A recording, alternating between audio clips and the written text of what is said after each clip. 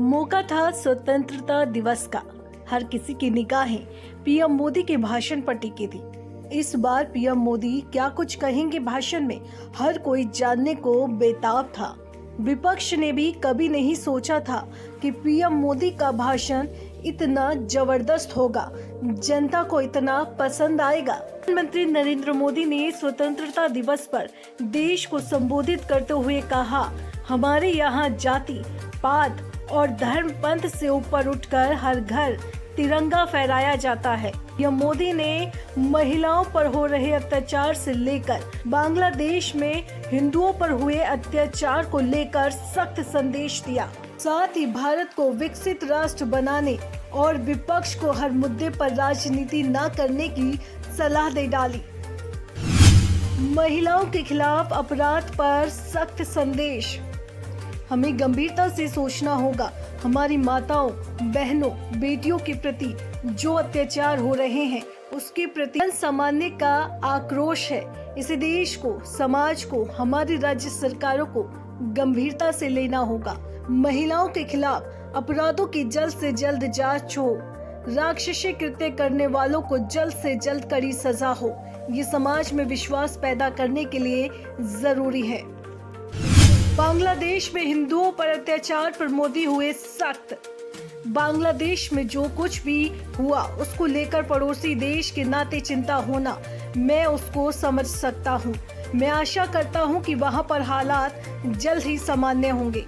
खासकर 140 करोड़ देशवासियों की चिंता है कि वहाँ के हिंदू, वहाँ के अल्पसंख्यकों की चिंता सुनिश्चित हो। भारत हमेशा चाहता है कि हमारे पड़ोसी देश सुख और शांति के मार्ग पर चले। शांति के प्रति हमारा कमिटमेंट है, संस्कार है। आने वाले दिनों में बांग्लादेश की विकास यात्रा में भारत सहभागी बनेगा, क्योंकि हम मानव जाति की भलाई सोचने वाले लोग हैं। विकसित राष्ट्र बनाने का संकल्प, अगर 40 करोड़ लोग गुलामी की बेड़ियां तोड़कर आजादी हासिल कर सकते हैं तो जरा सोचिए कि 140 करोड़ लोगों के संकल्प से क्या हासिल किया जा सकता है।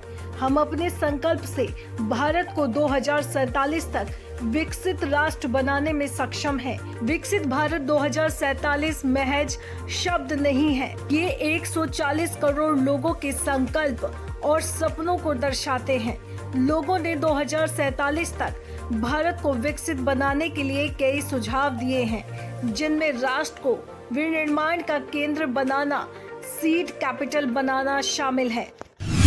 भारत बनेगा इंडस्ट्रियल मैन्युफैक्चरिंग का हब।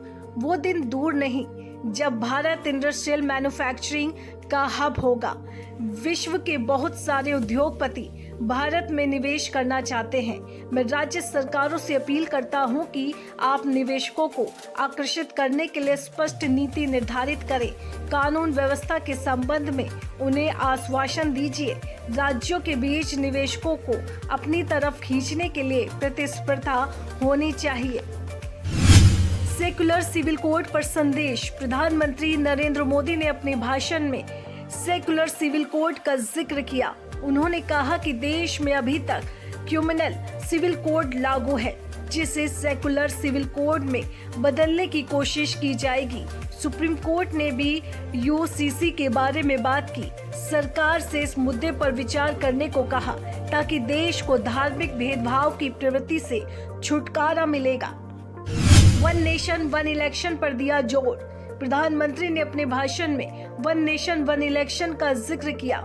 उन्होंने कहा कि चुनाव कराने में बहुत समय लगता है, काफी लंबी प्रक्रिया और कई महीने चलने वाली प्रक्रिया अपनानी पड़ती है। इसे खत्म करने पूरे देश में एक चुनाव कराने का लक्ष्य मोदी सरकार ने रखा। इसके लिए कमेटी बनाई गई, जिसने अपनी रिपोर्ट तैयार कर ली है। जिस रिपोर्ट में की गई सिफारिशों को लागू करने का प्रयास किया जाएगा। किसानों को बेहतर जीवन देने का लक्ष्य, सरकार किसानों के जीवन को बेहतर बनाने के लिए व्यापक प्रयास कर रही है। सरकार ने प्राकृतिक खेती को बढ़ावा देने के लिए कार्यक्रम शुरू किए हैं और ऐसी कृषि पद्धतियों के लिए बजट आवंटन भी बढ़ाया गया है। मोदी ने भरोसा जताया कि भारत दुनिया का जैविक खाद्यान्न उत्पादक बन सकता है। हमारी कृषि प्रणाली में बदलाव लाना बहुत जरूरी है, ये समय की मांग है। सरकार किसानों को आधुनिक पद्धतियां अपनाने के लिए हर संभव मदद दे रही है। देश की मजबूती के लिए रिफॉर्म जरूरी। हमारी सरकार ने बड़े रिफॉर्म को जमीन पर उतारा है, चाहे गरीब, मिडिल क्लास हो, वंचित लोग, बढ़ती शहरी आबादी हो, नौजवानों के सपने हो, उनके जीवन में बदलाव लाने के लिए हमने रिफॉर्म का रास्ता चुना है। इन रिफॉर्म्स के लिए जो हमारी प्रतिबद्धता है वो किसी पिंक पेपर के एडिटोरियल के लिए सीमित नहीं। हमारी रिफॉर्म के लिए प्रतिबद्धता है कि वो 4 दिन की वाहवाही के लिए नहीं। हमारे रिफॉर्म की प्रतिबद्धता किसी मजबूरी में नहीं, बल्कि देश को मजबूती देने के इरादे से है। रिफॉर्म का हमारा मार्ग एक प्रकार से ग्रोथ का ब्लूप्रिंट बना हुआ है। ये बदलाव हमने राजनीति की मजबूरी की वजह से नहीं किया है। नेशन फर्स्ट हमारा संकल्प है। देश की महिलाएं हो रही हैं आत्मनिर्भर। करीब 10 करोड़ नई महिलाएं स्वयं सहायता समूहों से जुड़ी हैं और परिवार के फैसले लेने की प्रक्रिया का अभिन्न अंग बन गई हैं। वो व्यापक सामाजिक बदलाव लाने में योगदान दे रही हैं।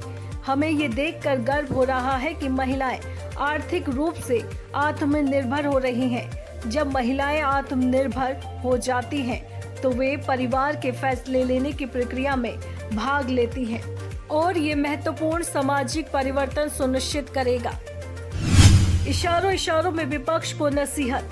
हम संकल्प के साथ आगे बढ़ रहे हैं, लेकिन कुछ लोग होते हैं जो प्रगति देख नहीं सकते, जो भारत का भला सोच नहीं सकते। जब तक खुद का भला ना हो तब तक उन्हें किसी का भला अच्छा नहीं लगता। देश को ऐसे लोगों से बचना होगा। ईमानदारी के साथ भ्रष्टाचार के खिलाफ मेरी लड़ाई तीव्र गति से आगे बढ़ती रहेगी।